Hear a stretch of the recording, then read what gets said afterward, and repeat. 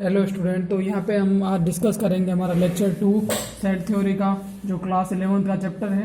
और जो हमारा प्रीवियस वीडियो था उसमें हमने डिस्कस करा था यहाँ पे जो जो रोस्टर फॉर्म होता है, जो सेट को कैसे रिप्रेजेंट करते हैं।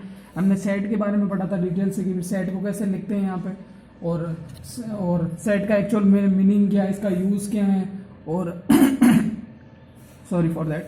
और जो सेट्स के बारे में जो जो उसको उसको उसको रिप्रेजेंट करने के जो दो मेथड्स है, जैसे कि एक तो सेट बिल्डर फॉर्म हो गया, और नेक्स्ट क्या हो गया हमारे पास, नेक्स्ट हो गया हमारे पास रोस्टर फॉर्म। तो इसके बारे में हमने यहाँ पे डिस्कस करा था। तो यहाँ से हम यहाँ ये देखें कि अभी हमारे पास एग्जाम्पल काफ़ी कम हुए हैं, तो फिर हम एग्जाम्पल भी साथ में लेके चलेंगे। लेकिन पहले हम थोड़ा सा टाइप ऑफ सेट्स के बारे में डिस्कस कर लेते हैं। नई हेडिंग है टाइप ऑफ सेट्स के बारे में। तो यहाँ पे नई हेडिंग लगाते हैं टाइप ऑफ सेट्स के बारे में। Type of sets. तो यहाँ पे बहुत सारे टाइप्स है सेट्स के। तो पहला हम पढ़ते हैं यहाँ पे एम्प्टी सेट। एम्प्टी सेट का मतलब होता है जो बिल्कुल कुछ नहीं हो उसके अंदर। एम्प्टी मतलब क्या होगा, खाली सेट, एक तरह का जिसमें कोई एलिमेंट नहीं हो। तो यहाँ पे जो हमारा पहला सेट है उसे हम कहेंगे एम्प्टी सेट। एम्प्टी सेट क्या होता है, अ सेट, जैसे हम डेफिनेशन की फॉर्म में लिखे तो a set which does not contain any element, does not contain any element is called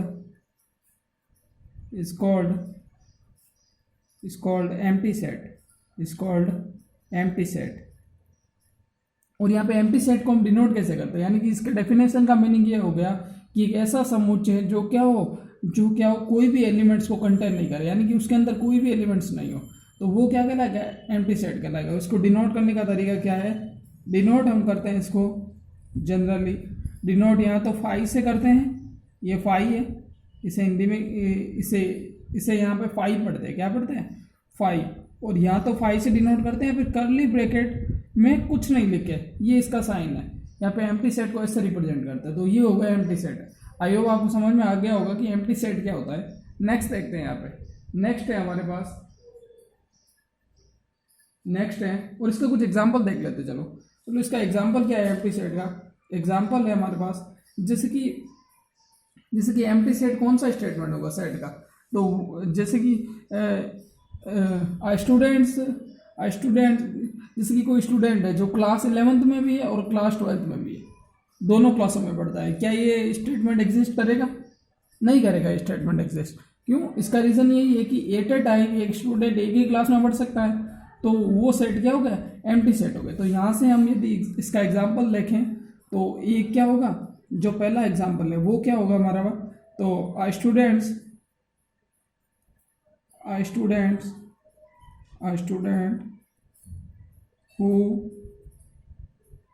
who study in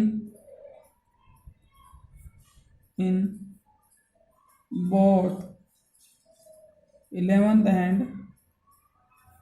12th class।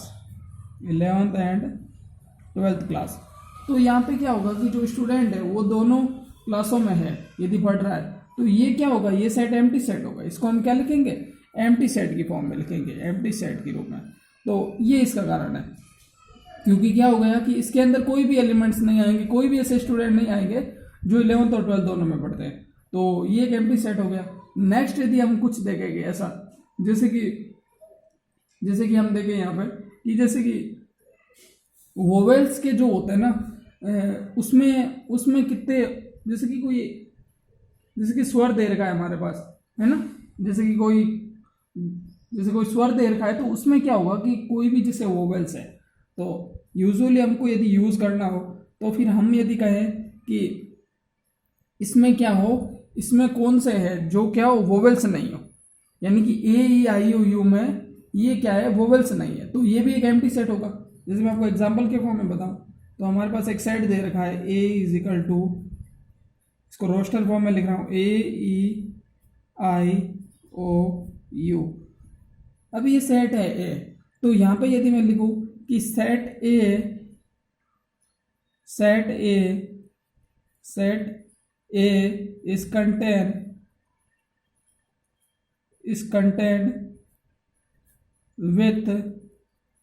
with non-vowels English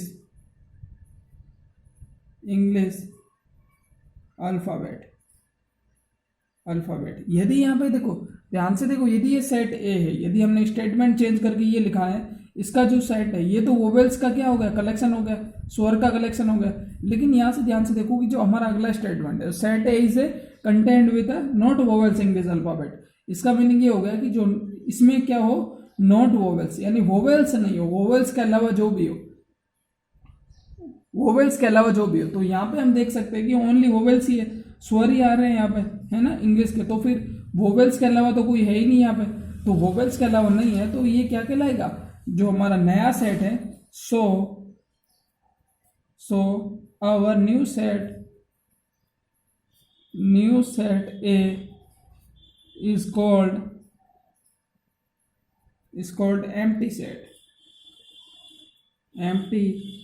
set. और इसको हम रिप्रेजेंट कैसे करेंगे, ये set A is equal to ये करली ब्रैकेट और यहाँ पे 5 लिख सकते हैं। एक और एग्जांपल देखें इसका, तो यहाँ पे क्या होगा, एक और एग्जांपल यहाँ पे, तो नेक्स्ट देखते हैं, एक और एग्जांपल देखते हैं कि natural number which contain in x एक नेचुरल नंबर है। जैसे कि कोई एक ऐसा नेचुरल नंबर जो 1 और 2 के अंदर हो, एक ऐसा natural number which is between 1 and 2।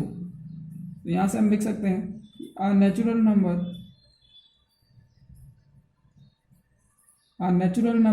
Which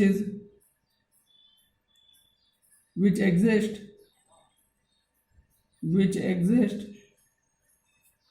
1 and 2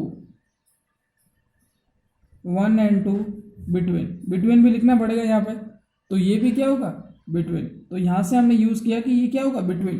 तो यहाँ पे 1 और 2 के अंदर जो नेचुरल नंबर है, हमको पता है कि जो प्राकृत संख्या है जो 1 से इनफाइनाइट तक होती है, तो 1 और 2 के बीच में कोई भी नेचुरल नंबर नहीं हो सकता, 1 और 2 के अंदर कोई भी नेचुरल नंबर नहीं हो सकता। इसका मीनिंग यहाँ पे ये है कि 1 और 2 के अंदर कोई भी नेचुरल नंबर एग्जिस्ट नहीं कर सकता। तो ये क्या होगा, एक तरह का एम्प्टी सेट होगा। यहाँ पे क्या होगा, एम्प्टी सेट, जिसे करली ब्रैकेट और यहाँ पे 5 से रिप्रेजेंट कर सकते हैं। तो आई होप आपको ये समझ में आ गया होगा। नेक्स्ट हेडिंग पे चलते हैं। नेक्स्ट है हमारा फाइनाइट और इनफाइनाइट सेट। नेक्स्ट देखते हैं फाइनाइट और इनफाइनाइट सेट। तो यहाँ पे फाइनाइट सेट क्या होगा, सबसे पहले तो फाइनाइट सेट के बारे में भी डिस्कस करें तो फाइनाइट सेट वो होता है जिसमें क्या हो, एलिमेंट्स होना, वो क्या होंगे, वो एलिमेंट्स सारे क्या होंगे, एक फिक्स फॉर्म में होंगे, जिसको हम क्या कर सकते हैं, जिसको हम इजीली क्या कर सकते हैं, रोस्टर फॉर्म में शो कर सकते हैं। वो क्या होंगे, वो होंगे फाइनाइट सेट। मैं आपको एग्जांपल बताऊं, जैसे इसकी कुछ डेफिनेशन बता देता हूं। A set is called finite set if all elements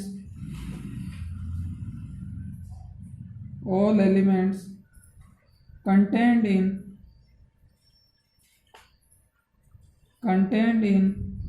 in roster form, all elements contained in roster form. इसका मीनिंग यहाँ पे ये है कि जो एलिमेंट्स है वो सारे क्या होने चाहिए, रोस्टर फॉर्म में यदि कंटेन हो जाए तो फिर वो क्या हो गए, वो एक तरह का फाइनाइट सेट होगा। इसका एग्जांपल देखें तो इसका एग्जांपल क्या होगा, यहाँ पे vowels in English alphabet.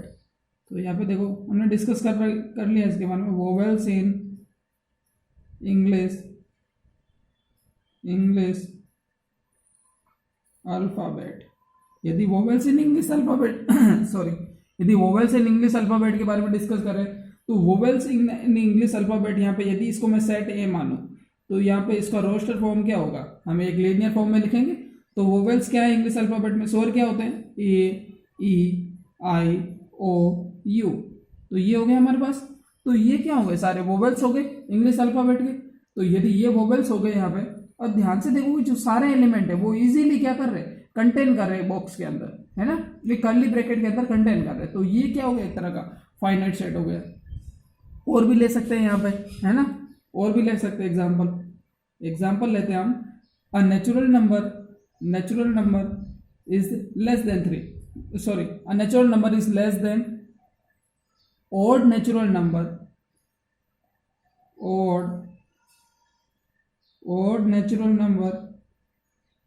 is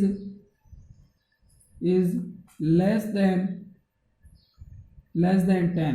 यदि अब odd natural number less than 10 है तो यहां से देखो कि odd natural number, सपोज ये सेट y है तो इसको मैं सेट को कैपिटल लेटर से डिनोट करूंगा यहाँ पे, तो ये सेट y है। तो यहां से देखो odd का मतलब क्या हो गया, जो भी विषम प्राकृत संख्या है, विषम प्राकृत संख्या है वो 10 से नीचे की विषम प्राकृत संख्या लेंगे। तो 10 से नीचे की विषम प्राकृत संख्या क्या होगी, या नेचुरल नंबर कहाँ से शुरू होते हैं, 1 और 2 तो नहीं आएगा, फिर 3, फिर 5, फिर 7, फिर 9, 11 नहीं आएगा, है ना, 11 नहीं आएगा। तो यहाँ पे ये भी सेट देखो एक तरह का फाइनाइट है। फाइनाइट का मतलब ये है कि जो सेट है वो क्या होना चाहिए, फिक्स फॉर्म में आ जाना चाहिए। हमारे पास क्या होना चाहिए, जो भी रोस्टर फॉर्म है उसमें फिक्स फॉर्म में आ जाना चाहिए। तो वो सेट क्या कहलाएगा, एक्चुअल में वो सेट कहलाएगा फाइनाइट सेट। इनफाइनाइट सेट के बारे में यदि हम डिस्कस करें तो इनफाइनाइट सेट के बारे में हम देखेंगे,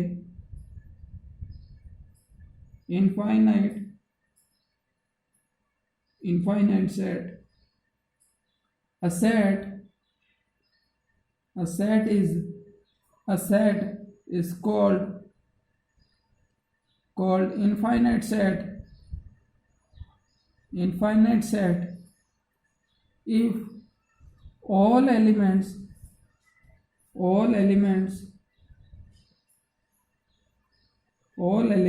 does not contain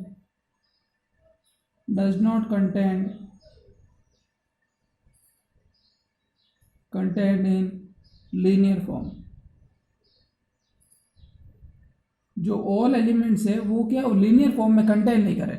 यदि वो लीनियर फॉर्म में कंटेन नहीं करेंगे यहाँ पे तो फिर क्या होगा, यदि वो लीनियर फॉर्म में कंटेन नहीं करेंगे तो फिर क्या होगा, जैसे कि लीनियर फॉर्म में कंटेन नहीं करे, सारे एलिमेंट्स कंटेन नहीं करे, यानी कि उसके अंदर नहीं फिक्स हो, तो फिर वो क्या होंगे, वो फिर होगा इनफाइनाइट सेट, है ना। तो यहाँ से देखते हैं कि इनफाइनाइट सेट के एग्जाम्पल क्या होंगे। तो इनफाइनाइट सेट का एग्जाम्पल हमारे पास क्या होगा, तो वो एक बार चेक कर लेते हैं हम यहाँ से।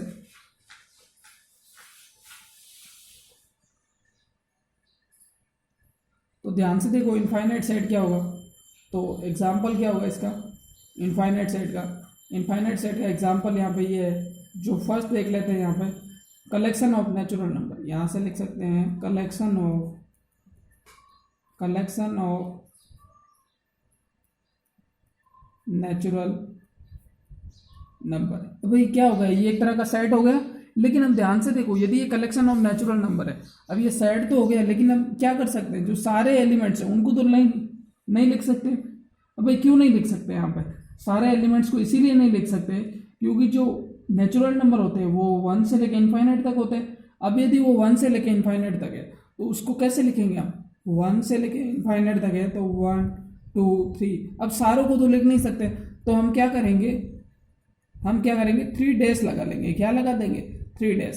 3 डेज का मतलब ये हो गया कि ये जो नंबर्स है ये कहाँ तक जा रहे हैं, इनफाइनाइट तक टेंस कर रहे हैं। क्या कर रहे हैं, इनफाइनाइट तक टेंस कर रहे हैं, आगे बढ़ रहे हैं। तो ये 3 डॉट लगा दिया हमने। तो 3 डॉट लगाने से हमें ये आइडिया हो गया कि ये सेट क्या एक्चुअल में है, तो सेट ही, लेकिन ये इनफाइनाइट सेट है। इनफाइनाइट सेट का मीनिंग ये है कि इसके अंदर कंटेन नहीं कर सकते सारे एलिमेंट, है ना। तो इसके लिए हम क्या करते हैं, डॉट की फॉर्म में दर्शाते हैं। नेक्स्ट देखो, कलेक्शन ऑफ, या फिर लिख सकते हैं हम सेट ऑफ इंटीजर। यदि हम सेट ऑफ इंटीजर के बारे में डिस्कस करें तो यहाँ पे सपोज ये सेट, इसको y मान लो, इसको x मान लो, इसको y मान लो। यदि ये सेट ऑफ इंटीजर है, यहाँ पे, तो ध्यान से देखोगे जो सेट ऑफ इंटीजर होगा हमारे पास, आपको पता है कि पूर्णांक, इंटीजर का मीनिंग होता है पूर्णांक, है ना। मैंने आपको बताया था लास्ट वीडियो में, लेकिन कोई दिक्कत नहीं। तो यहाँ से देखोगे जो सेट ऑफ इंटीजर है उसमें क्या होगा, हमारे पास सेट ऑफ इंटीजर में वो आती है पूर्णांक संख्या है जो माइनस इनफाइनाइट से प्लस इनफाइनाइट तक होती है। यानी कि ना, जैसे हम लिख सकते हैं यहाँ पे तो यहाँ पे माइनस इनफाइनाइट थे तो सीधा जा नहीं सकते, तो सीधा यहाँ पे 3 डॉट लगा लेंगे स्टार्टिंग में, फिर लिखा देंगे -3 से शुरू करते हैं, फिर -2, फिर -1, 0, 1, 2, 3 एंड टेंड्स टू इनफाइनाइट। अब आगे भी इतना नहीं लिख सकते, तो ये भी एक तरह का क्या हो गया, इनफाइनाइट सेट हो गया। आई होप स्टूडेंट्स आपको ये समझ में आ गया होगा इनफाइनाइट सेट क्या होता है। नेक्स्ट देखते हैं यहाँ पे, नेक्स्ट है इक्वल सेट्स, है ना। नेक्स्ट है हमारे पास थर्ड है इक्वल सेट। अब इक्वल सेट का मतलब क्या होता है, ऐसे सेट जो क्या हो आपस में, जिनके एलिमेंट्स आपस में क्या हो, बराबर हो। ऐसे सेट जिनके एलिमेंट्स क्या हो आपस में बराबर हो, तो वो सेट क्या कहलाएगा, इक्वल सेट कहलाएगा। अब एलिमेंट्स बराबर होने का मीनिंग यहाँ पे ये है कि तो एलिमेंट्स बराबर होने का मीनिंग ये है कि जो उनके एलिमेंट्स हो वो चाहे मतलब नंबर में ज़्यादा हो सकते हैं, एलिमेंट्स के जो नंबर्स हैं वो ज़्यादा हो सकते हैं, लेकिन क्या है कि जो उनमें जो सिंगल एलिमेंट है ना, सिंगल टाइप का एलिमेंट है, वो क्या होने चाहिए, एक दूसरे में इक्वल होने चाहिए। तो पहले हम डेफिनेशन लिख लेते हैं यहाँ पे, सेट्स टू और more than two sets are called equal sets if two or more than sets are called equal sets if these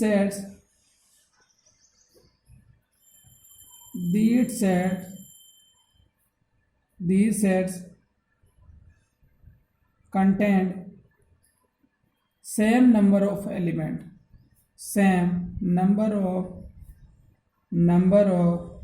elements।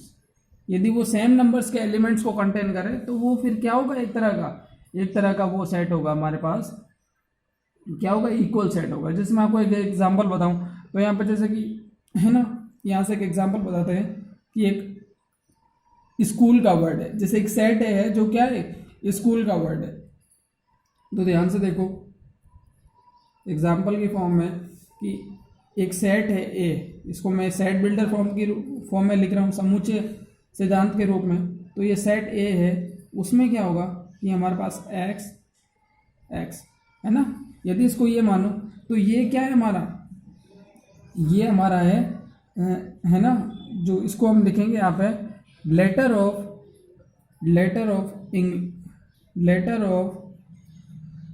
Schools word, यहाँ पे लिखेंगे लेटर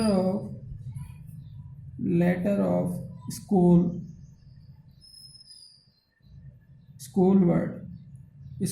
अब यहाँ पे स्कूल वर्ड का जो लेटर क्या होगा उसको हम रोस्टर फॉर्म में लिख लेते हैं एक बार, है ना, स्कूल वर्ड। तो यहाँ पे स्कूल वर्ड का लेटर क्या होगा, जैसे कि तो यहाँ पे देखो कि स्कूल में कितने एलिमेंट आ रहे हैं, देखो पहले तो आ गया एक एस आ गया, एक सी आ गया, और क्या आ गया, एच आ गया, और एक ओ आ गया, और क्या आ गया, एल आ गया। अब यहाँ पे आपके अंदर डाउट होगा कि यहाँ पे क्या है, ये आपने ओ यहाँ पे डबल वार आ रहा है स्कूल में, जबकि आपने सिंगल टाइम भी लिखा है। मैंने आपको पहले ही बताया था कि जो भी सेट्स के एलिमेंट है उसमें हम क्या करते हैं कि जो भी डबल वार रिपीटेशन है, रिपीटेशन यहाँ पे अलाउ नहीं करेंगे यहाँ पे। तो यहाँ पे जो भी रिपीट होगी संख्या, चाहे वो 3 बार हो चाहे वो 1000 बार हो, उसको हम एक बार ही लिखेंगे, जो भी सेम टाइप का एलिमेंट्स है ना। तो इसको हम यहाँ पे क्या लिखेंगे, SCHOL।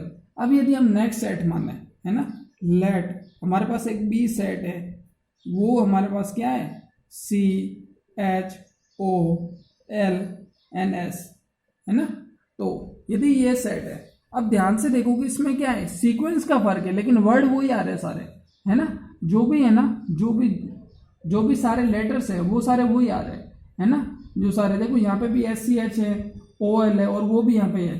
तो सीक्वेंस का भी क्या होता है, सेट में कोई फर्क नहीं पड़ता है ना, सीक्वेंस का भी कोई फर्क नहीं पड़ता है। तो यहाँ पे हम लिखेंगे so set A and B are equal sets, है ना। और इसको हम यहाँ पे मैथमेटिकल फॉर्म में कैसे लिखेंगे, तो यहाँ पे इसको लिखेंगे ए इज इक्वल टू बी। इससे हम ये पढ़ते हैं सेट ए है वो किसके बराबर है, सेट बी के बराबर है। तो यहाँ पे एक और चीज़ है जो मैंने आपको बताई थी कि यहाँ पे सीक्वेंस भी, यहाँ पे क्या होता है, सीक्वेंस का भी कोई इफेक्ट नहीं पड़ता। तो यहाँ पे नोट डाल के लिख सकते हैं, हम नोट डाल के लिख सकते हैं कि इन सेट थ्योरी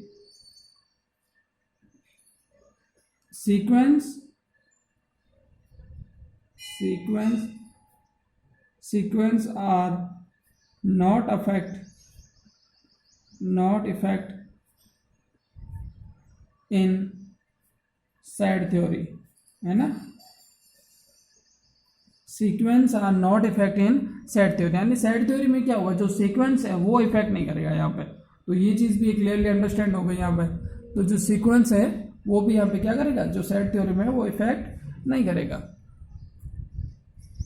वीडियो काफ़ी लंबा जा रहा है स्टूडेंट्स, तो यहाँ पे आज के लिए इतना ही करते हैं। तो ये हमारा लेक्चर 2 था यहाँ पे सेट थ्योरी का। यदि आपको कोई भी डाउट इंक्वायरी रहती है, ये इक्वल सेट के बारे में हमने समझा है, इक्वल सेट्स के बारे में और भी एग्जांपल ले सकते हैं बहुत सारे, जिसमें क्या होने चाहिए, एलिमेंट्स है वो सेम होने चाहिए। यदि और एग्जांपल देखोगे आप तो क्या होगा कि और एग्जांपल यदि हैं सेट जैसे कि इक्वल सेट्स के, तो यहाँ पे हम ले सकते हैं कि, है ना, जैसे कि एक सेट ए है, तो सेकंड एग्जांपल लें हम, सेकंड एग्जांपल लें कि सेट ए है, उसके अंदर क्या है, यदि सेट ए है तो उसके अंदर हम यदि ये लें कि जो ए सेट है उसके अंदर एलिमेंट है, उसको वाई मान लेते हैं, वाई इज इक्वल टू क्या है, एलिमेंट्स हैं जो क्या हो collection of natural number which is natural even number. तो यहाँ पे लिख सकते हैं collection of natural even number less than 10। ये हो गया हमारे पास। और ये एक सेट बी है, जैसे कि ये भी लेट कर लिया हमने, सेट बी है, उसमें हमने क्या ले लिया, उसमें हमने एलिमेंट ले लिए डायरेक्टली 2, 4, 6 एंड 8। अब ध्यान से देखो, जो ए को भी जब हम रोस्टर फॉर्म में लिखेंगे तो जो collection of natural even number है उसको हम कैसे लिखेंगे यहाँ पे, तो कलेक्शन ऑफ जो इवन नंबर है उसको हम यहाँ से ऐसे लिखेंगे कि भाई ध्यान से देखो, इसको यदि रोस्टर फॉर्म में लिखे ए को, तो रोस्टर फॉर्म ऑफ ए, इसको हम कैसे लिखेंगे यहाँ पे, रोस्टर फॉर्म ऑफ ए, इसको यहाँ से ऐसे लिखेंगे कि जो नेचुरल इवन नंबर है, तो 10 से नीचे के नेचुरल इवन नंबर कौन से होंगे भाई, 2, 4, 6 एंड 8, है ना। और हमारे पास सेट बी क्या दे रखा था, सेट बी भी यही था 2, 4, 6 एंड 8। तो यहाँ से हम